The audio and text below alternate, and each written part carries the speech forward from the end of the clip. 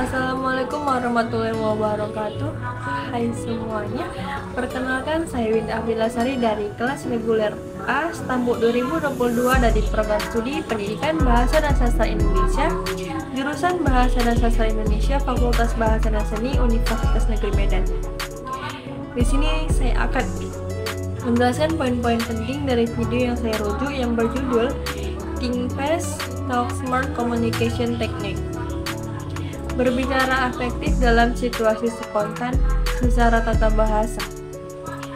Cara kita menjadi komunikator yang efektif adalah dengan benar-benar berkomunikasi.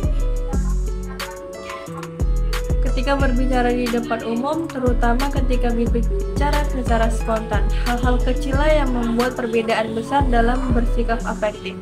Jadi kita akan membicarakan hal-hal kecil dalam pendekatan sikap kita, praktik kita, yang akan mengubah perasaan kita saat berbicara di depan umum. Terutama kita akan berbicara tentang satu jenis berbicara di depan umum, bukan tipe yang kita rencanakan sebelumnya, tipe yang benar-benar kita habiskan waktu untuk memikirkannya, bahkan mungkin kita buatkan slide-nya. Ini adalah catatan kunci, presentasi konferensi, dan pidato formal. Ketika kita berada dalam situasi di mana kita diminta untuk berbicara langsung, dan pada saat itu kenyataannya adalah berbicara secara spontan sebenarnya lebih umum daripada berbicara secara terencana. Mungkin itu memberikan perkenalan, memberikan umpan balik, bisa juga saat sesi tanya jawab. Untuk menjadi komunikator yang efektif, baik terencana ataupun spontan, kita perlu mengendalikan kecemasan kita. Yang kedua, apa yang akan kita bicarakan adalah beberapa aturan dasar untuk interaktivitas yang akan kita lakukan hari ini, dan akhirnya kita akan masuk ke inti dari apa yang akan kita liput. Kecemasan sebenarnya membantu kita, memberikan kita energi, membantu kita fokus, memberitahu kita bahwa apa yang kita lakukan itu penting. Pada dasarnya, tugas kita sebagai komunikator yang terlepas dari apakah itu terencana ataupun spontan adalah membuat audiens kita nyaman. Karena jika mereka nyaman, mereka dapat menerima pesan dari kita. Jadi jika sebagai komunikator berkewajiban membantu audiens kita merasa nyaman, dan kita melakukannya dengan mengelola kecemasan kita.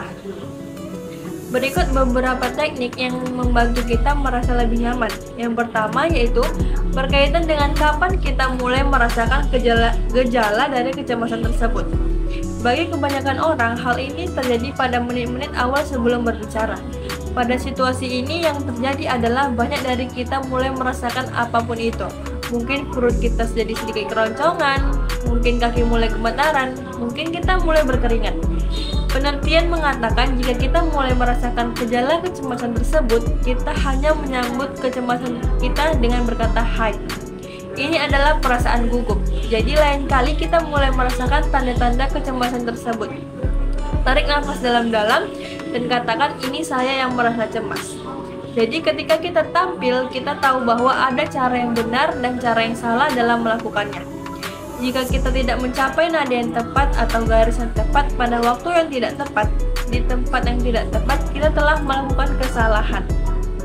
Itu mengacaukan penonton, itu mengacaukan orang di atas panggung.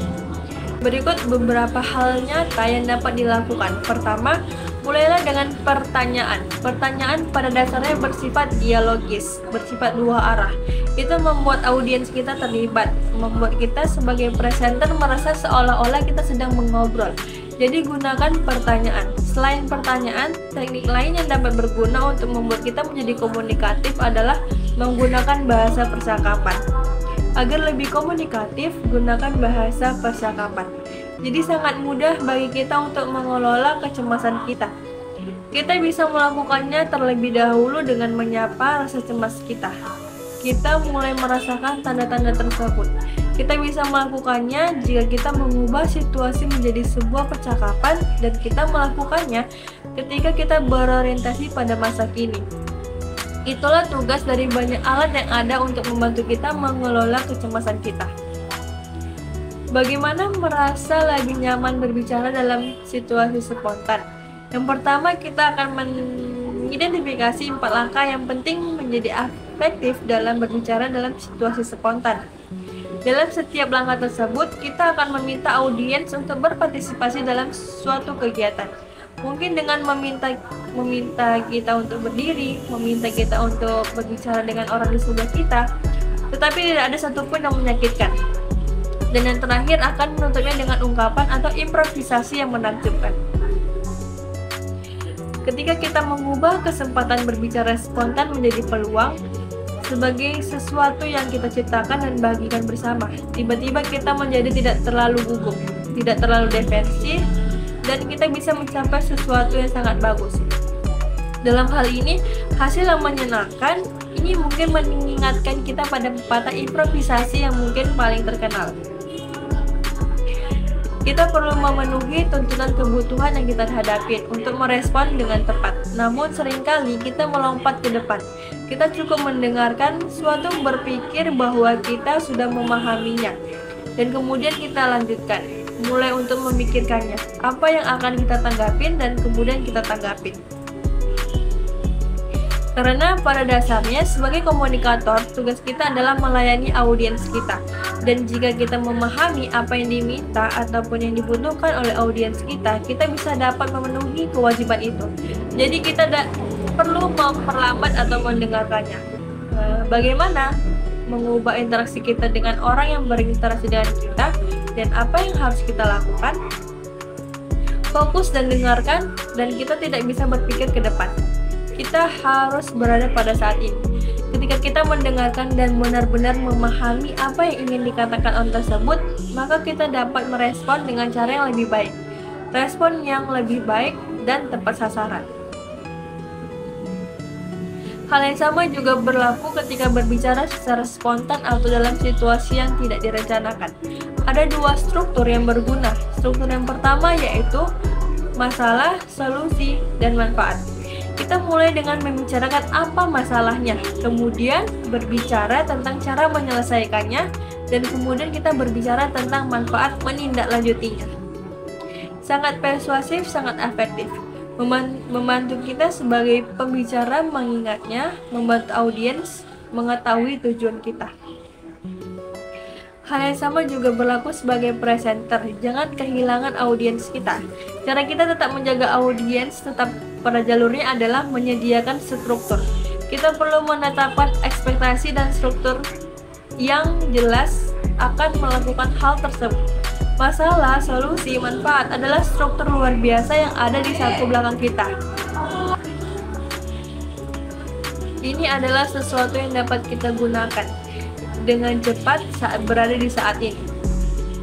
Kenyataannya adalah ketika kita berada dalam situasi berbicara secara spontan, kita harus melakukan dua hal secara bersamaan. Kita harus memikirkan apa yang harus dikatakan dan bagaimana mengatakannya.